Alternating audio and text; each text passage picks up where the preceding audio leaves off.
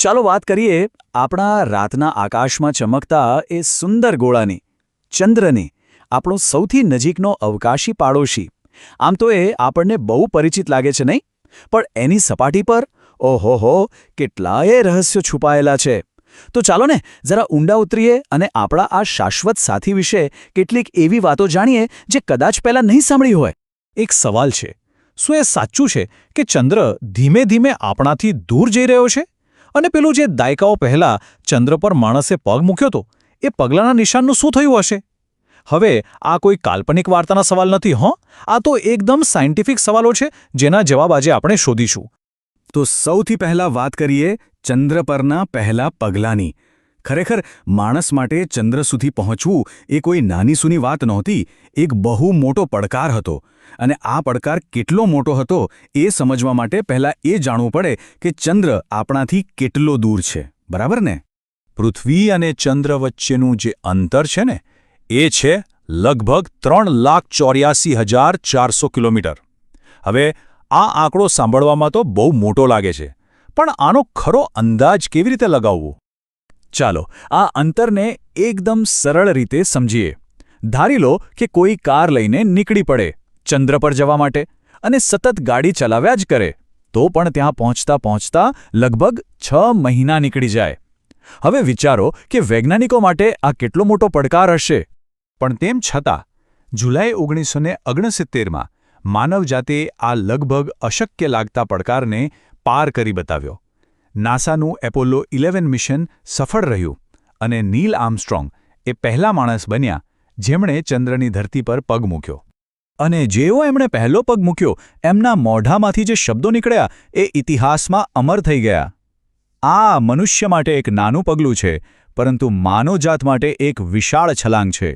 ખરેખર આ શબ્દો એ ઐતિહાસિક ક્ષણનું મહત્વ એકદમ સચોટ રીતે બતાવે છે. ચંદ્ર પર ઉતરવું એ ખાલી એક સાયન્ટિફિક સફળતા નહોતી. ના, એનાથી ઘણું વધારે હતું. એને તો માનવ ઇતિહાસની સૌથી મોટી સિદ્ધિઓમાંની એક ગણવામાં આવે છે. એણે દુનિયાને બતાવી દીધું કે જો માણસ ધારે અને મહેનત કરે તો કશું જ અશક્ય નથી. પણ સવાલ એ છે કે ચંદ્ર પર ખરેખર છે કેવું? આપણી પૃથ્વી જેવું જ? ના, બિલકુલ નહીં. એ તો એકદમ અલગ, એક કઠોર અને શાંત દુનિયા છે. ચાલો જરા જોઈએ કે ત્યાંનું વાતાવરણ કેવું છે. સૌથી પહેલી વાત, ચંદ્ર પર કોઈ વાતાવરણ જ નથી. એનો મતલબ શું? મતલબ કે ત્યાં એકદમ સંપૂર્ણ શાંતિ છે.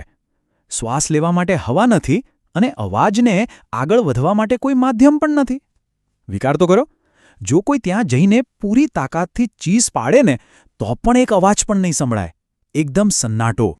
અને તાપમાનની તો વાત જ ના પૂછો. ત્યાંની ગરમી અને ઠંડી બંને ભયંકર છે. ચંદ્ર પર જ્યારે દિવસ હોય ત્યારે તાપમાન 127 ડિગ્રી સેલ્સિયસ સુધી પહોંચી જાય છે, એટલે કે ઉકળતા પાણી કરતાં પણ વધારે ગરમ. અને જેવી રાત પડે તાપમાન સીધું -173 ડિગ્રી પર પહોંચી જાય છે. બાપરે, બધું જ થીજી જાય. ભલે ચંદ્ર આટલો દૂર હોય અને ત્યાંનું વાતાવરણ આટલું અલગ હોય, પણ એનો આપણી પૃથ્વી પર બહુ જ ઊંડો પ્રભાવ છે.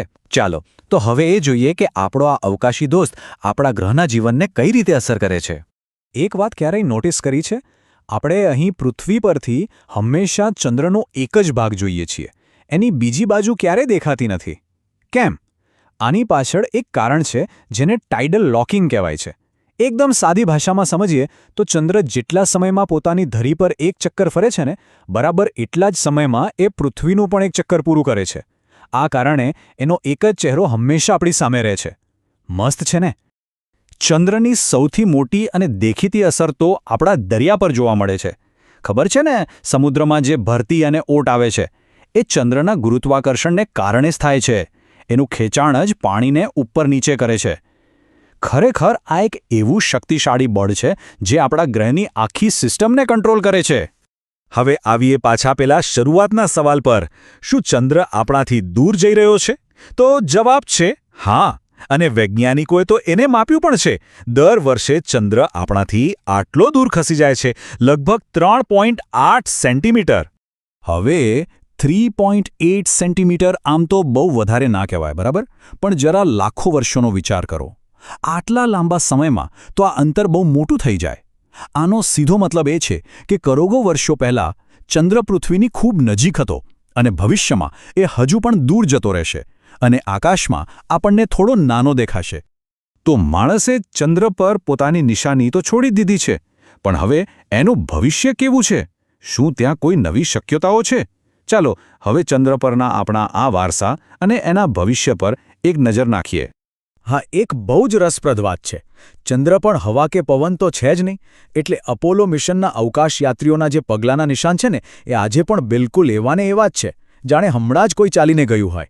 અને આ નિશાન લાખો વર્ષો સુધી એવા જ રહેશે, જાણે માણસના સાહસની એક મૌન ગવાહી આપતા હોય. અને ભવિષ્ય માટે તો એક બહુ મોટી ખુશખબર છે. વૈજ્ઞાનિકોને ચંદ્રના ધ્રુવો પર બરફના રૂપમાં પાણી મળ્યું છે.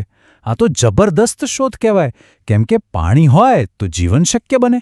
ભવિષ્યમાં જો માણસને ત્યાં વસવાટ કરવો હોય તો આ પાણી એકદમ જરૂરી સાબિત થશે. આનાથી લાંબા સમયના મિશન પણ શક્ય બનશે. આપણે ચંદ્રની અસરો વિશે તો ઘણી વાત કરી, પણ ક્યારે વિચાર્યું છે કે જો ચંદ્ર હોય જ નહીં તો શું થાય? આ એક એવો સવાલ છે જે આપણને સમજાવશે કે આપણા ગ્રહ માટે ચંદ્ર ખરેખર કેટલો જરૂરી છે. ચાલો એક ક્ષણ માટે કલ્પના કરીએ કે કાલે સવારે ઉઠીએ અને ખબર પડે કે ચંદ્ર આકાશમાંથી ગાયબ થઈ ગયો છે. તો શું થશે? ખાલી રાત અંધારી થઈ જશે? ના, એનાથી ઘણું વધારે અને ઘણું ભયંકર થશે. પરિણામો તો વિનાશક હશે. ચંદ્ર વગર આપણી પૃથ્વીની ધરી ડગમગી જશે, જેનાથી ઋતુઓ અને આબોહવામાં ભયાનક ફેરફારો આવશે. સમુદ્રમાં ભરતી ઓટ આવવાનું બંધ થઈ જશે. આખી દુનિયાનું હવામાન ખોરવાઈ જશે. ટૂંકમાં આપણી દુનિયામાં ચારે બાજુ અંધાધૂંધી ફેલાઈ જશે. તો આ બધા પરથી એક વાત તો સાફ છે, ચંદ્ર ખાલી રાત્રે રોશની આપનારો એક ગોળો નથી, એનાથી ઘણું વધારે છે. એ તો એક એવું જરૂરી સંતુલન છે જેણે આપણી પૃથ્વીને રહેવા લાયક બનાવી છે. સાચું કહીએ તો એ આપણો રક્ષક પણ છે અને આપણો શાશ્વત સાથી પણ.